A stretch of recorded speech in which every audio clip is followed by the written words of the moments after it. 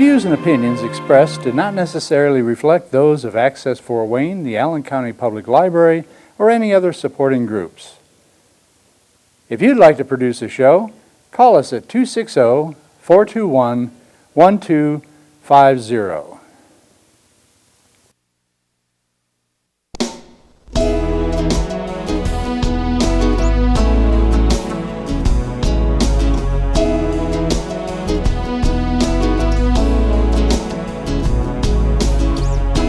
Let me be your lighthouse so I can show you the way.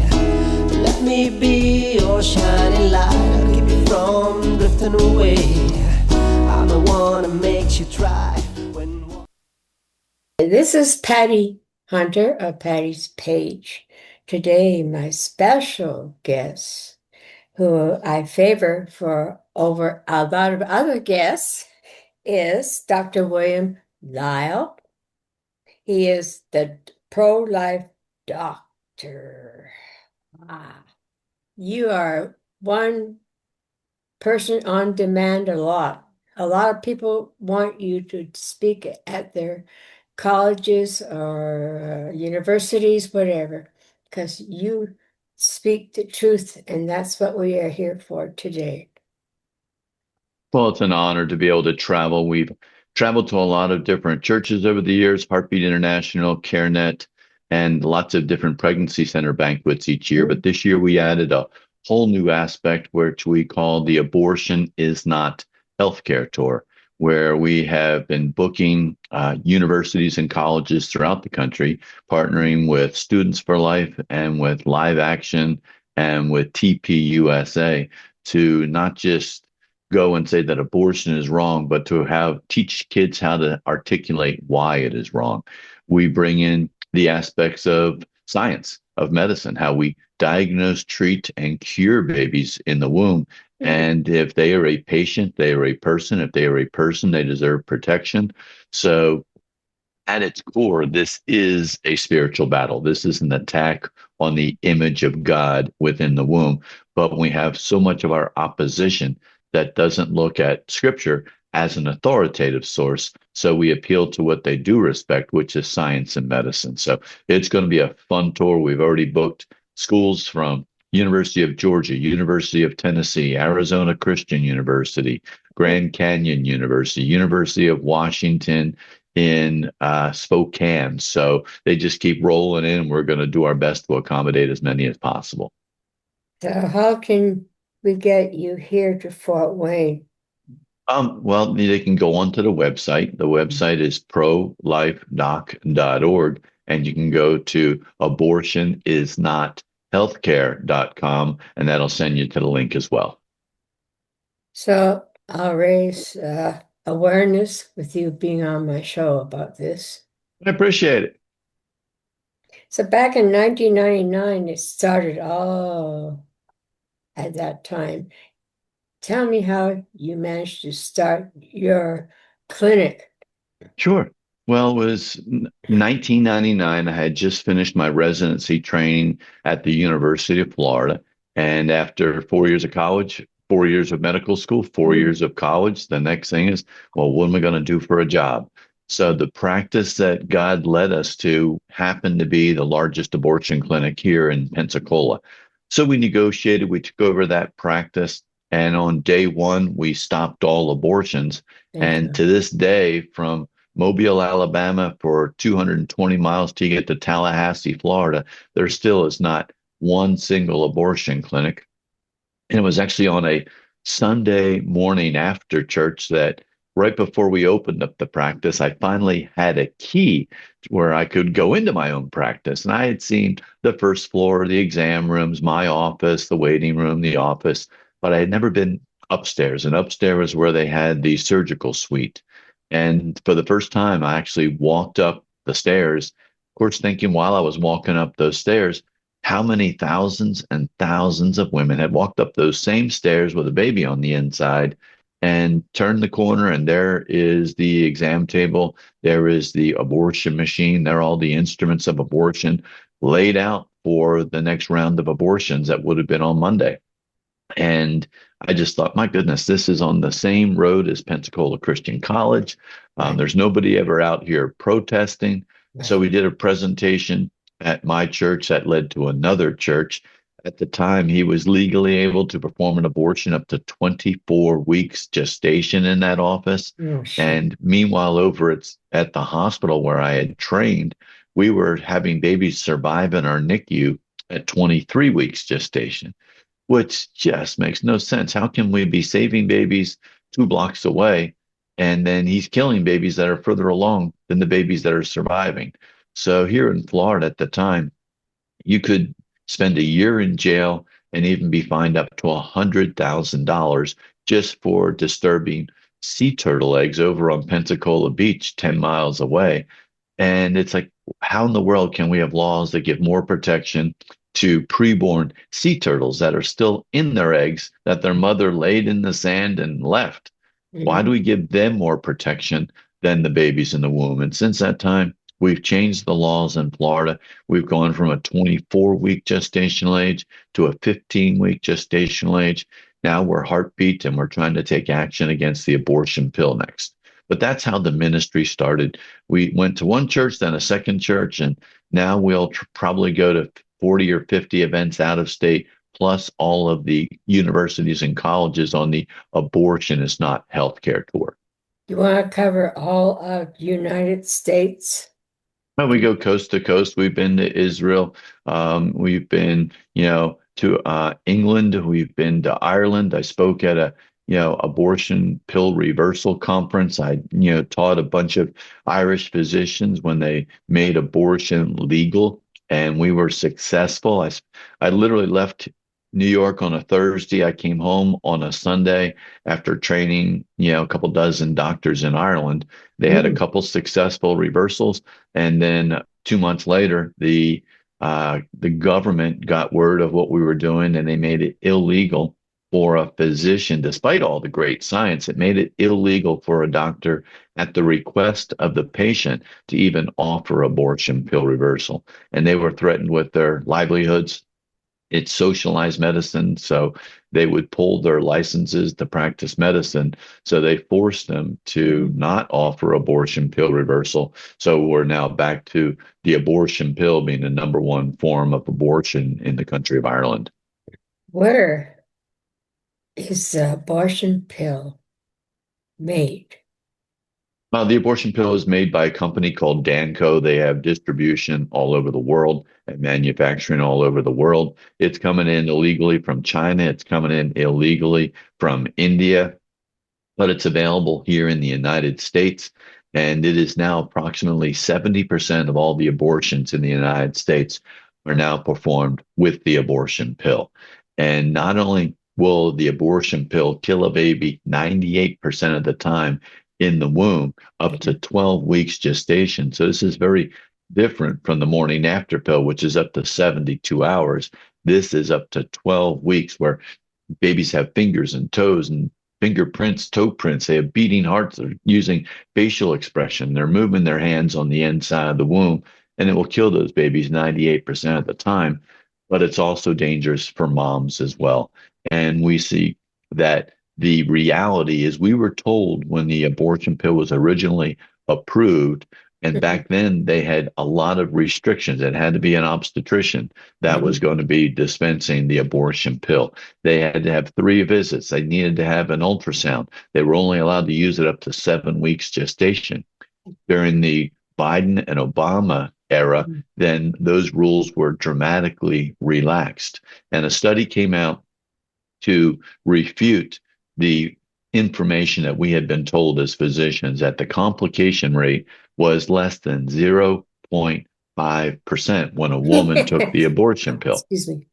And which we all thought, boy, that's not what I'm seeing. I'm seeing a lot more patients in our emergency room, a lot more patients in my office that are coming in having complications. So there was a large study that was coordinated by the Ethics and Public Policy Center article. Actually, Ryan Anderson, I've met Ryan. He was one of the key authors. But they looked at 865,000 cases of women who had taken the abortion pill, non-biased. They just looked at their insurance records. If they were prescribed the abortion pill, they looked at what else these women were diagnosed with and if they had any complications. And instead of it being less than 0.5%, the severe or life-threatening complication rate was actually 11%, which is 22 times higher, not 22% higher, 22 times higher. I mean, if I'm in the airport and I'm hungry, I usually like to grab a Snickers bar. And if the Snickers bar is labeled $1, I'm probably going to get a Snickers bar. If I swipe the barcode on that Snickers bar and it rings up $1.22, that's 22% higher. But I like Snickers. I'm hungry, so I'm probably still going to get the Snickers bar.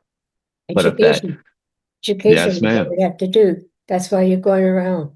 That's why. And if I were to ring up that Snickers bar and it rang up and it said it's $22, that's 22 times higher. That's the kind of difference. So we had, with the Ethics and Public Policy Center article, there were 40,000 women who actually had to go to the ER. There were 28,000 women who went because of heavy bleeding. There were 24,000 women who had to have an additional surgery. They might not have passed all of the baby in the placenta, or they might have had an infection or sepsis. There were 12,000 women who were diagnosed with either infection or sepsis.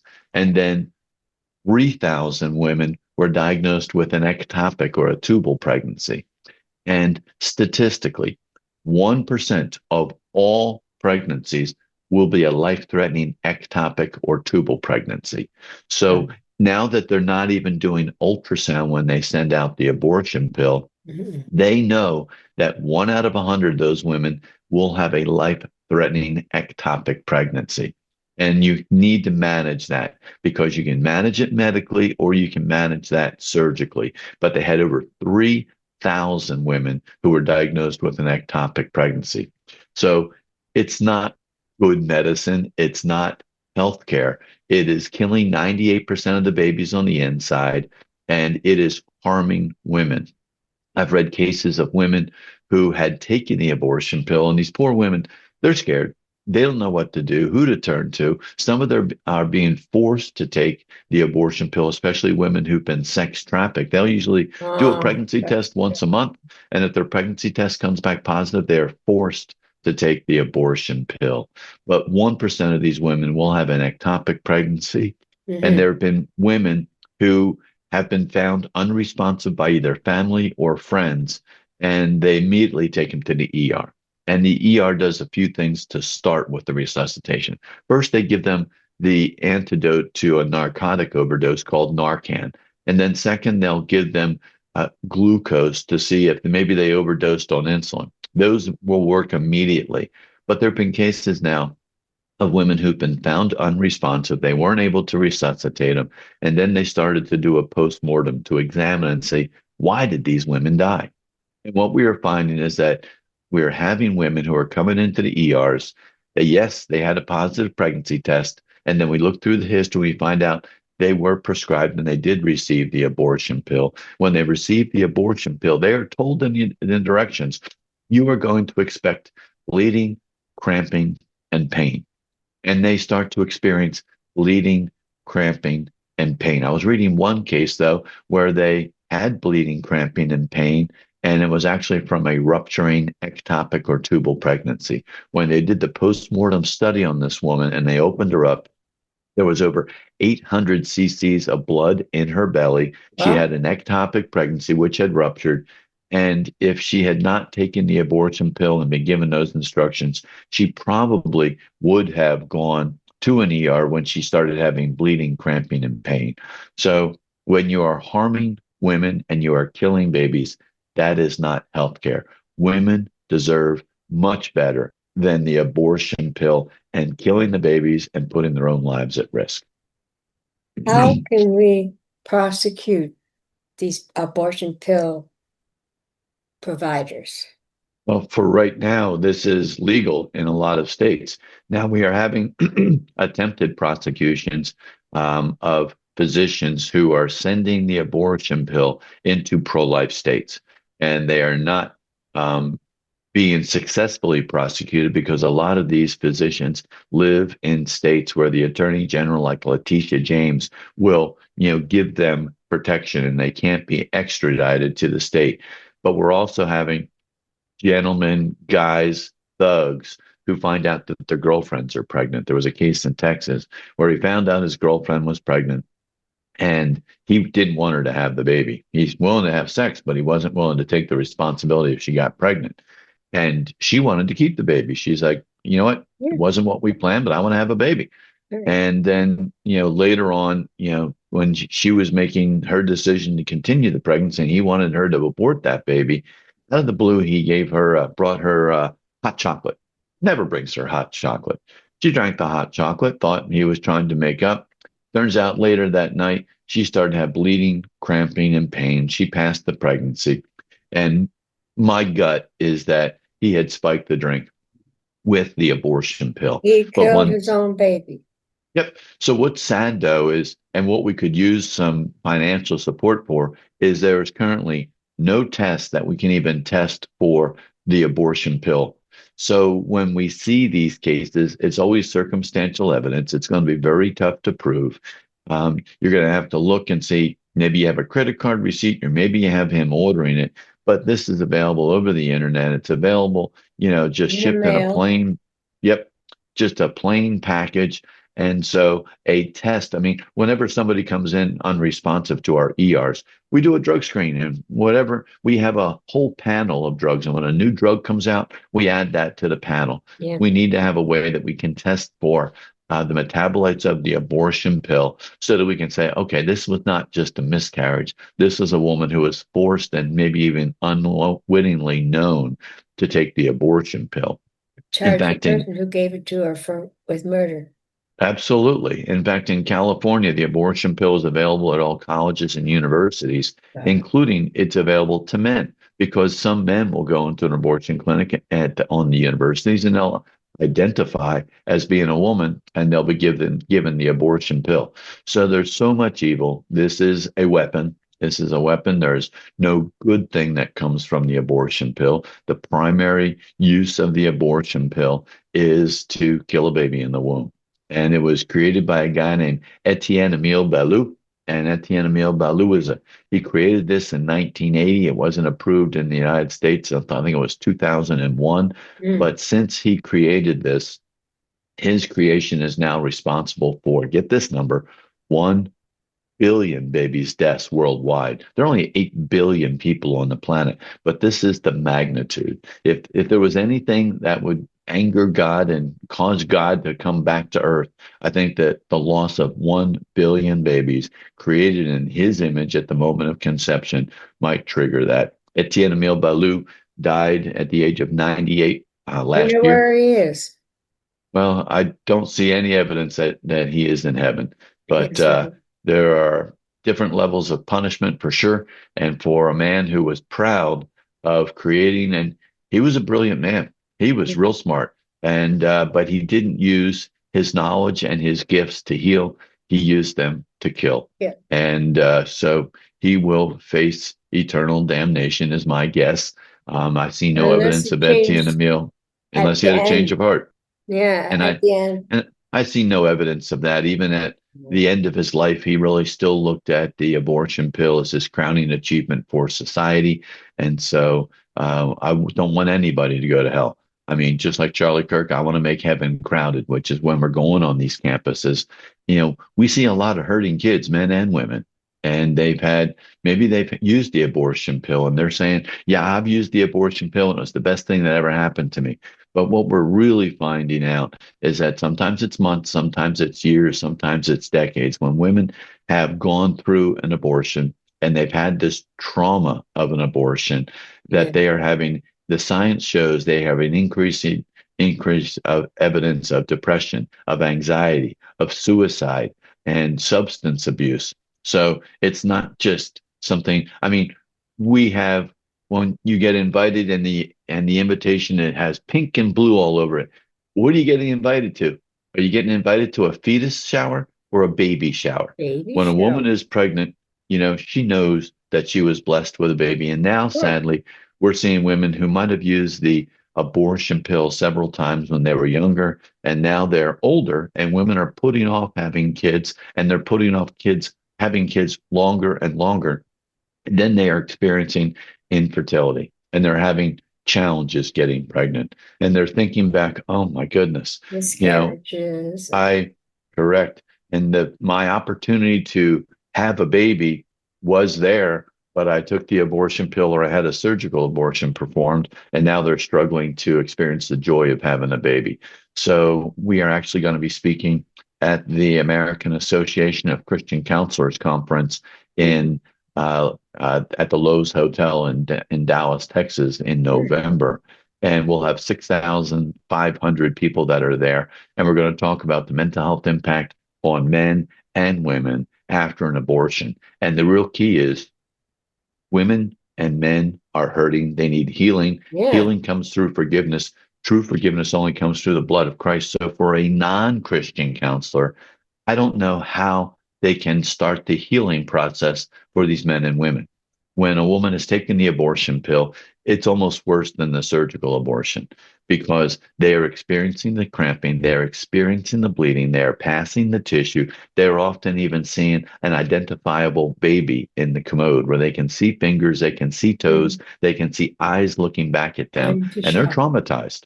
Yeah. And I don't know how a non-Christian counselor can walk them through that. I mean, what did they say? What you saw is not what really happened. You didn't see a baby. And they're saying, no, I did see my baby. I saw my baby in the commode because of a decision that I made. Yet a Christian counselor is in a unique state where they can offer forgiveness through the blood of Jesus Christ. It's abortion, a sin. A sin. Water. A sin, absolutely. Hold on. I was going to say miscarriages and abortion. The Yeah, and they're reaction very is the different. same. My wife and I had four miscarriages, and a miscarriage and an abortion are very, very different I know, but the because, reaction to them yep, mentally. because a miscarriage is not because of a decision that you made. A Okay. miscarriage is just something that happened, and a miscarriage and an abortion are very, very different. It's as different as somebody who passes away from natural causes and somebody who got murdered. We mourn the loss of the person, but one was caused by an individual and one was something that just happened. But my wife and I had four miscarriages while we were trying to have kids. And God that bless you. pain's, yeah, thank you. And that pain still hurts. I But bet. when we have women now who have experienced the pain and the trauma, and usually if you think about the typical situation, this is a woman who doesn't have her friends with her during the abortion. You're all She by doesn't have her yourself? partner. She's by herself. In Oh, fact, a lot of cases, she might be up in her bathroom or up in her bedroom. Her parents might be downstairs, and they don't even know that their grandchild is being aborted upstairs or was being aborted, when she was away at college. generations are destroyed. A whole family. Correct. It's the largest leading cause of this generation, cause of death of this generation. And there are more boys than girls nowadays, or are we what? Well, as far as, people with technology now can actually use technology to abort a baby based on the gender of that baby. There's a blood test that a lot of people get called cell-free DNA technology. And one of the brand names is called Panorama. And there's nothing evil with the test, but this test is 99% of the time accurate. It is a blood test that it can be performed on a woman 7 weeks after conception. And it will more than 99% of the time be accurate in whether this is not if it's going to be a boy or going to be a girl, but if it is a boy or is a girl, because that fact was determined at the moment of conception. But say a couple has 3 daughters and they want a son, and then they do that test on the 4th pregnancy, and then it comes back another daughter. They could legally make the decision that, well, I really want a son. Let's abort this one, and then we will come back and try again in a couple of months. So, but it's also being used in Iceland. It was being used for Down syndrome. Yes. Iceland had bragged that they had almost eliminated Down syndrome from the population of Iceland. It's like, how did you find a way to cure Down syndrome? Every single nucleated cell in that baby's body has a Yes. third chromosome 21. Oh, And I think the chromosome 21 is where the love gene is, because when these kids have an extra chromosome 21, they have more love than anybody else. yes. So I think that if there is a love gene, it's on chromosome 21. But Iceland was having a program where they were offering the panorama test, the cell-free DNA test, to all pregnant women. And if it came back positive for Down syndrome, then they would offer her either a surgical abortion, or if there was time, offer the abortion pill. I mean, that is just Mengele. That is just euthanasia. You don't It is. eliminate a condition by killing everybody with that condition. I mean, these are humans. From that moment of conception, half of these babies are a different gender, but I these know. babies are genetically unique from mom and dad and the other 8 billion people on the planet. In fact, moms and babies can even have different blood types. That's right. We can actually use that same test to determine the blood type of the baby, because there are conditions in medicine and in pregnancy where the moms will have antibodies which can cross the placenta and attack a baby's blood because of its blood type. You can have a mom who's O negative and a baby that's B positive, and the Okay. mom will have antibodies attacking the baby's blood. And we don't, it used to be that either those babies died or we had the evidence to deliver the babies early. But now we can actually treat and cure the babies while they're on the inside of the womb. And How? Their how? blood is being attacked and their blood count is dropping. We can actually give them a blood transfusion while they're on the Uh-huh. inside of the womb. In fact, we've done that at my hospital as early as 18 weeks gestation. And the Cleveland Clinic performed that same procedure, giving a baby a life-saving blood transfusion. They've done that as early as 17 weeks gestation. So these are babies that would not have any chance of survival if they were delivered. The youngest baby that ever survived was 21 weeks and 1 day, and that was at University of Alabama in Birmingham. So when these babies are getting ready to die because their blood count is so low, giving them a blood transfusion saves their life. So if you have O negative blood and Hmm. you go to the Red Cross or One Blood and you donate a unit of your blood, we can use your blood to put it in a syringe and then, guide a needle with an ultrasound through the skin of the mother, through the wall of the uterus, go right up to the umbilical vein, and we can actually save that baby's life. And sometimes we have to do another transfusion every 3 or 4 weeks because the mother doesn't mean to hurt her baby, but her body is attacking that baby because that is a different person on the inside. Well, that But we're is not so just weird. yeah, but we're not just doing blood transfusions for Mhm. babies on the inside.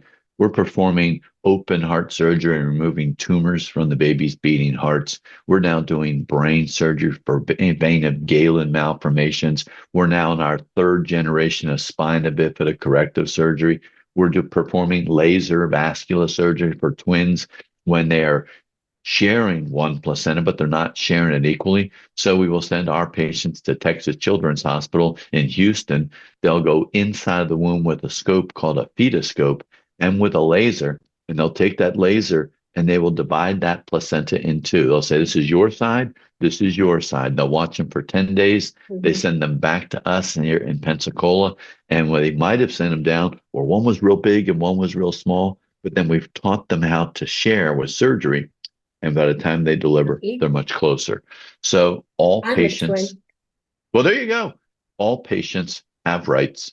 A patient's a person, no matter how small. And clearly, we are spending tens of millions of dollars, not just for high risk therapy for the moms, but to treat and cure the baby. In fact, at the Cleveland Clinic, where they perform open heart surgery, the sign above the door where they wheel the mom and the baby into, it has 2 words: fetal OR. Yes, this is maternal fetal medicine, but the sign above the door says fetal OR because that is the primary patient. So if we can cure them and heal them and treat them with respect and as a patient on Tuesday, then should be illegal to kill that same baby on Thursday through abortion. There's no logic. None. Yeah, there's even a condition called delayed interval delivery. Delayed interval delivery occurs with twins. We had a set of twins in Pensacola.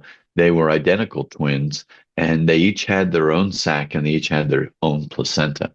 And the mom had come to Pensacola. She wanted to attend a Toby Mac concert. She was about 25 weeks along, and instead of staying in her own town and just continuing the pregnancy, she just felt that she was being guided to come to a concert. So she's up on the front and she's dancing and bebopping. And then, we had an emergency up on the dance floor. She actually broke her bag of water with baby A. And so EMS came and they brought her to us. Yeah. And before we could do anything, when they brought her to the hospital, she delivered baby A. And baby A, of course, went immediately to our great NICU. Baby B was still on the inside and was doing very well. And that bag of water was still intact. So our high-risk doctor sat down with her and they said, look, baby A is down in the NICU and doing well. Baby B is in the best place for a baby to grow, which is inside the womb. We now have evicted half of the babies, and so we've able to stop your labor. We'd like to give you some steroids. Steroids would protect the baby's brain, protect the baby's lungs and mature them, protect the baby's bowels. We'd like to keep you here, put you on some antibiotics, and just continuously monitor you. And when this environment is no longer the best place for the baby, we'll deliver the baby. Mhm. There have been cases where identical twins, which were conceived from one egg, one sperm, and miraculously, before day 13, they divided into two identical copies. There have been cases where one baby was born in the end of June and the other baby wasn't born until August. These identical twins will be in different school years, even if they are identical twins. But here's the sad part. The science is amazing that you can have babies born in different months.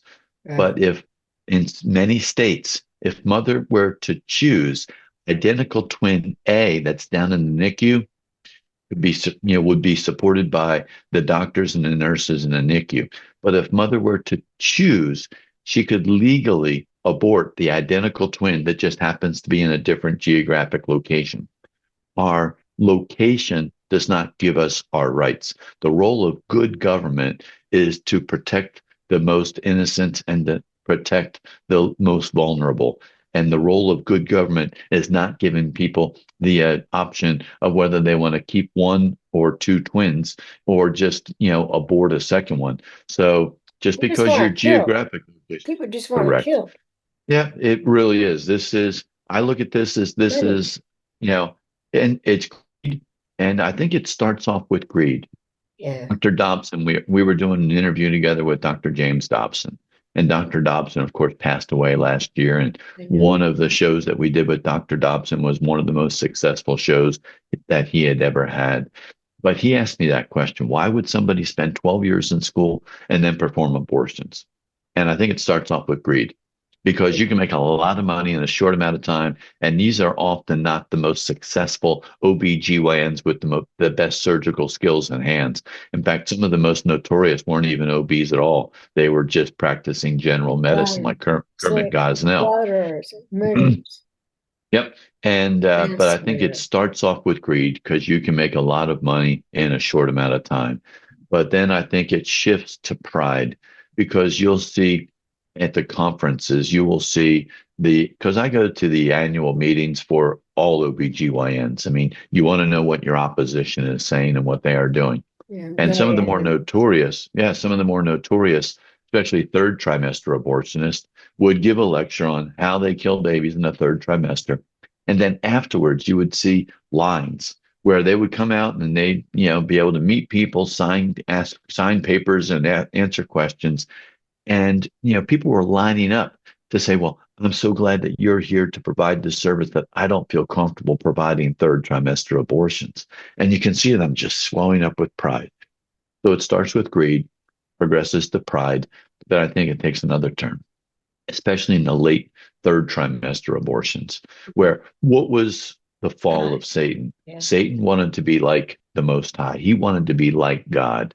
And I think that's the third phase, that especially with the third trimester abortionists, they are delivering these babies. They've already delivered the feet, the legs, the abdomen, the chest, the arms, and now there's a live baby, and with just a head inside the vagina. The head has come out of the uterus. Then they can reach over and they can pick up an instrument, and they have a live baby, and they have now the power of, I can either give you and grant you life, or I can take your life. So being able to grant or give life, that gives you an amazing power, like you feel like you are like God. And they can reach over, grab that instrument, and legally in a lot of states kill Sick. that baby in the womb. Sick. So Very sick. it's a spiritual battle. It's a attack on the image of God. Just like, why does somebody burn the American flag? The American flag is Because the they image have that control represents, yep. against So the American authority. flag is the image that represents the United States of America, and people That's burn the right. flag as a way of attacking the United States. Yes. Abortion, the baby in Genesis 1:26, God says, "Let us make man in our image." And that's not, we're all created in the image of God. And that's not on our birthdays, because that was the image of God on the inside when we're operating on these babies and we're diagnosing these babies. That baby is created in the image of God at the moment of conception. So abortion at its core foundation is an attack on that image of God out of a hatred for God. And now that we have 18 to 24% of the men and the women that are attending church at least once a month personally been involved with an abortion, it's great having pro-life obstetricians. It's great having pro-life politicians. But a spiritual battle should be led by our spiritual leaders, which is our priests and our pastors. That's So right. we are taking a big effort to try to train them, to let them understand what abortion actually is and why this needs to be fought from our pulpits as well, because the people in the pulpits, even decades prior, these people are hurting. And true forgiveness and true relief of that pain and healing comes from forgiveness, and that's only available through the blood of Jesus Christ. My friend, towards the end of the show, my friend, I'd like to thank you, You're Dr. welcome, Patty. William Lile, the pro-life doctor. Say your website again, sir. Sure. The website is prolifedoc.org, and you can also link through abortionisnothealthcare.com. And so we do appreciate your support and recommendations for schools, and we'd like to take this messaging to all campuses, not just to the pro-life students to equip them, but to the pro-abortion students to educate them and Yes. have them see that these are patients, so the truth will set them free. Aye. Bless you, sir. Thank you, Patty. It's always a May the Lord pleasure. be with you on your journey and your mission. Thank you. And you have a blessed evening. Godspeed, my love, until we meet again. You're always in my heart and every dream. Don't let this time